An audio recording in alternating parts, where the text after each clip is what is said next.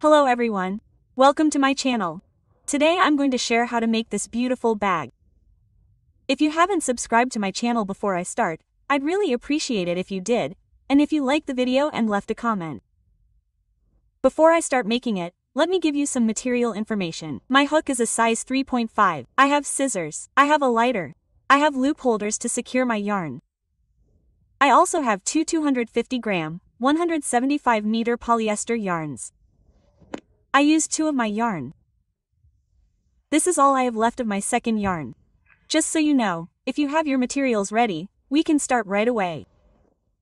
Yes, we're starting our pattern by chaining. In the name of God, the most gracious, the most merciful. After chaining, we're going to start our 100 count chain.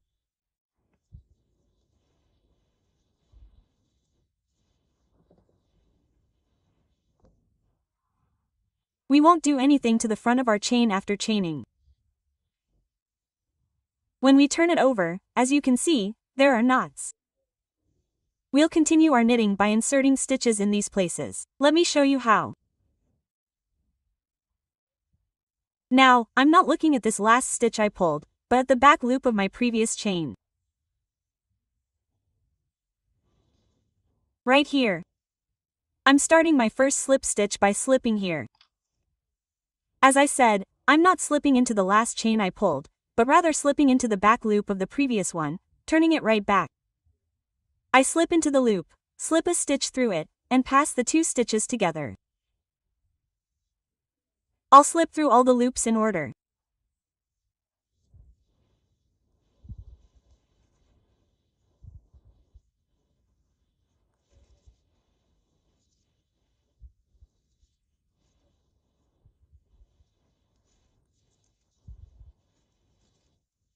This is what it will look like on the front of my knitting. Yes, we've completed our first row. Let's chain right away. Let's chain our second row. So, we'll chain right away and start our third row. The work we'll be doing here as we start our third row will be right here. Look, you see the braid. Here, we'll slip into the single stitches in the back. We'll continue our row by slipping into the back loops, not the front loops. You can see my stitch right now. I'm making my first slip stitch by slipping into the first stitch right below it. I'll make a total of 3. Right now, I've made the first one. I've made the second and third ones next to it.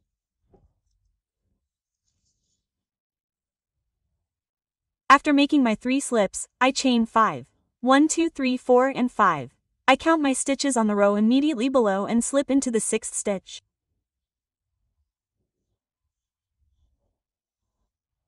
1, 2, 3, 4, 5, 6. I make my first slip here and I count it without slipping. We will make a total of 3 slips again. This is the first. The second next to it, the third next to it. The pattern will continue like this. Slip 3, chain 5, slip into the 6th. Slip 3, let's chain 5 again. I move immediately below. I slip into the 1, 2, 3, 4, 5, and 6 C stitches, making my first slip. As I said, I count this at once. I don't slip the second next to it. I don't slip the third next to it. Here's what it looks like. Let's make one more. I chained 1, 2, 3, 4, 5. I turned my knitting. 1, 2, 3, 4, 5 slip into the 6th. We're counting this from the first slip stitch. Slip stitch into the next stitch, then slip stitch into the next stitch. Yes, let's continue like this until the end of our row. Yes, I've pulled through to the end of my row. I've chained 5 stitches. I've slipped 1 stitch. I'm immediately making the second stitch. And then I'm making the final third stitch. I'm chaining 1 stitch and turning my work purlwise for my 4th row. Again, I won't show you every row here, but let me show you one last time. We'll always be working by slipping into the back stitches in every row. Let's not forget this. After I chain 1 stitch, I'm immediately slipping into the first stitch opposite me, starting my 4th row. We won't do anything in the 4th row. I'll just slip stitch 1 stitch into the top of each stitch, and continue until the end of my row. Look, I'm currently in a 5 chain space. I'm also turning it over and holding it like this and slipping into the back stitch.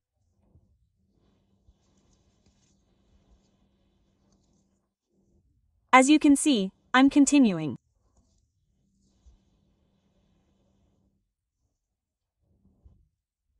So, there will be no difference in the space where I slip 3 stitches or 5 chains, etc. I'll continue by slipping 1 stitch into the top of each stitch in the same order.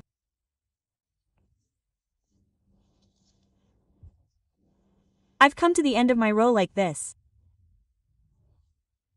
I'm immediately chaining and starting my 5th row. Now, after chaining here, look, we made 3 slip stitches in the bottom row. Now, I'm slipping E, meaning I wanted to bring the motif over here to this side, so I made 3 slip stitches here. As I said, I'm going to make 7 slip stitches in this row. After chaining 1, I slip into the stitch immediately adjacent to it and make my first slip stitch.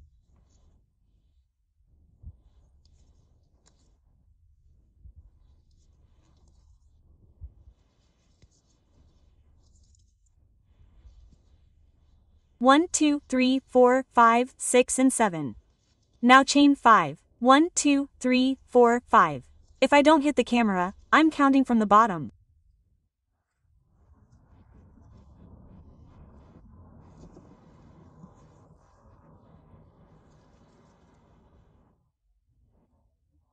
Slip into 1, 2, 3, 4, 5, 6 stitches. I've made my first slip stitch. We'll make our second slip stitch right next to it. We'll make our third slip stitch next to it. Chain 5 again. We're counting 6 stitches right away.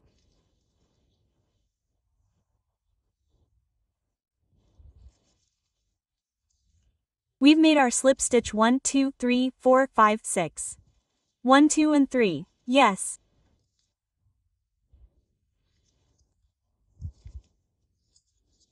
Let me show you right now. As I said, we're in row 5. After making 7 slip stitches, we chained 5. We slipped into 6 stitches. We slipped 3 stitches. We chained 5 stitches. We started the 6th stitch again. Let's continue this row in this manner. Yes, after making my chain, I was counting from my first slip stitch when I closed it.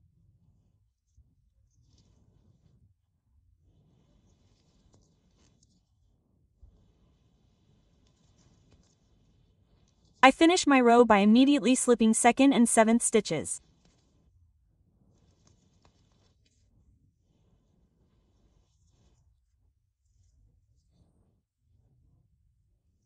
I'll chain 1 stitch and move on to the next row. What were we doing during this time? So, the logic is as follows. We're making a chained area. We're slipping 1 stitch. This row is my slip row. After making a chain, I'll slip the top of my first stitch and slip the entire row.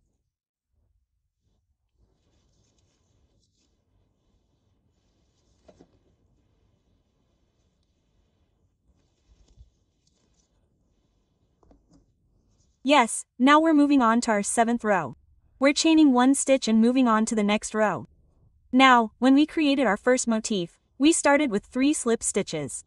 The second one with 7 stitches. Now we'll start with 3 slip stitches again. On the next row, it will go in a 3 to 7 pattern with 7 slip stitches.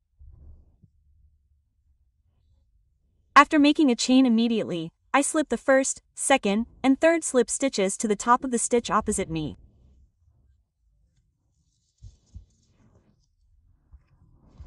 Immediately chain 5, 1, 2, 3, 4, 5, slip stitch into the 6th. As I said, this was our first slip stitch, you know. 1, 2, and 3, chain 5 again.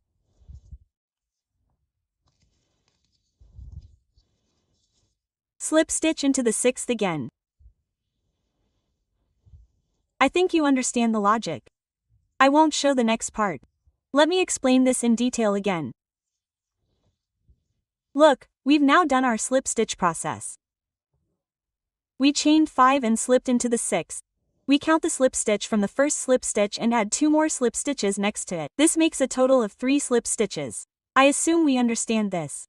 It will continue as 5 chains and 3 slip stitches again. As I said, I started with 3 slip stitches. After finishing this row, we always remember to chain 1 when moving up. After finishing this row, we chain 1 and move on to the next row and slip the entire stitch without skipping. Then, we move on to the next row. We chain 1 and start with 7 slip stitches, as we did here, and continue with 5 chains, 3 slip stitches, 5 chains, 3 slip stitches. So, there are 7 slips in one row. We have a complete slip row in the top row. Then it will go back to 3 slips, 3 stitches, 7 stitches. We also have complete slip rows in between these 37 stitches. As I said, these are for filling. I think you understand the logic. So, I won't make the video longer. We'll knit a total of 59 rows. Let's meet again after our 59 rows are done. Yes, as you can see, we've finished our first piece. Now I'll tell you about the side pieces. We'll make 2 side pieces using all the same techniques we did here. I won't explain those. As I said, they're the same techniques as here. You'll start with 44 chains for these side pieces. Just so you know. Now I've prepared them. Let's start sewing the side pieces together. Yes, as you can see, I pinned the 4 corners like this to prevent slipping and to keep them aligned. You can do it this way too. If you don't have one of these tools, you can use a bobby pin or something similar. Now, I'll make the side pieces the same way and start sewing them. Yes, I've threaded my plastic needle with about 1 meter of thread. Now we can start sewing right away. I've already secured my corners right here. It'll be neater if I start like this. I'm going to take this one out right here. I'm going to insert my first corner.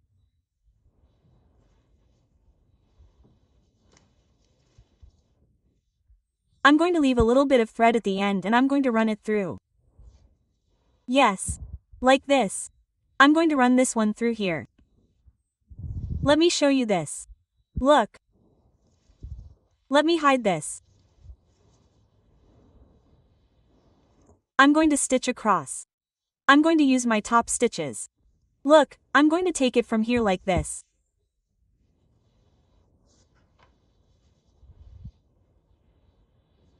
I think I left my thread a little bit too long. Yes. Now I'm going to move on to the next stitch.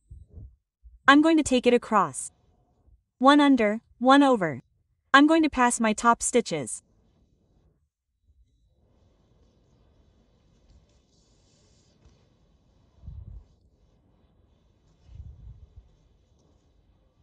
Now I'm going to pass it over and under.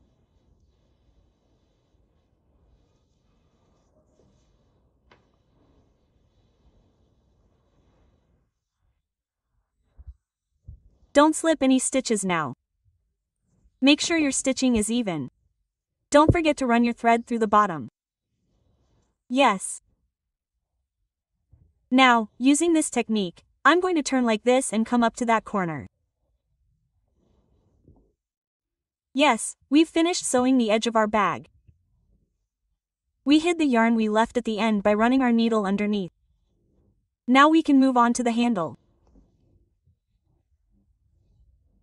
For the hanger, we immediately make a connecting chain like this, then we make 2 chains. We slip into the stitch right below it. We slip a stitch. We slip into the first chain we pulled. We slip a stitch. We now have 3 stitches. We slip through all 3. Now our knitting looks like this. We turned it. Let me show you this quickly. First, we'll slip through here. Then we'll slip through here. I've lengthened my stitch a little. Look, when you look at it like this, I want to show you again right away. My yarn is dark, so you might have a hard time. Look, the front of my knitting. When I turn it like this, there's a knot right there. Look, we'll make our first slip through there. We'll make our second slip through right there. I slipped through. I slipped through one stitch. I slipped through the other. I slipped through one stitch. I have a loop. I slipped through all three. I'm turning it right now. Now, starting from this row, when we turn, we have 1, 2, 3 stitches. What we're going to do is this. We're going to slip into our first stitch. We're going to slip one stitch. We're going to slip into the remaining 2 stitches and slip one stitch. As you can see, I have 3 stitches. I pulled through all 3 at once. I'm turning my knitting over. You can see the 3 stitches on the side. I slip one stitch into the first one and slip one stitch. I slip into the 2 remaining stitches at the same time. I slip one stitch. I have 3 stitches. I pull through all 3 at once. I'm turning over. I have 3 stitches next to it. I slip the first one alone. I slip one stitch. I slip the remaining 2 at once. I slip one stitch. I slip my 3 stitches at once. By turning in this way, my ideal length was 100 centimeters. We'll make 2 hangers, each 100 centimeters long. This is what our finished hanger will look like. After completing our hangers, let's meet again for the threading process. I put my first bag strap on like this. Now I'll show you how. I'm turning my knitting over. I'm taking my strap and stretching it out like this. Look, I'm inserting it from underneath into the first, second, third hole of the large front piece. It'll be more comfortable like this. Yes. After pulling it a little, I'm folding it up like this. I've threaded it through the back of my long handle. A loop has formed here. I'm pulling it through the loop and tightening it. I'm straightening it with my hand like this. I'm not counting the side piece. Look, first, second, third. I'm inserting it into the third hole of the large front piece. I'm inserting it through the back of my long handle like this and pulling it through the loop I've created. I'm tightening it like this. Yes, that's how we finished our bag. I also used a slit inside. You can sew the lining on if you like. That's all the bag.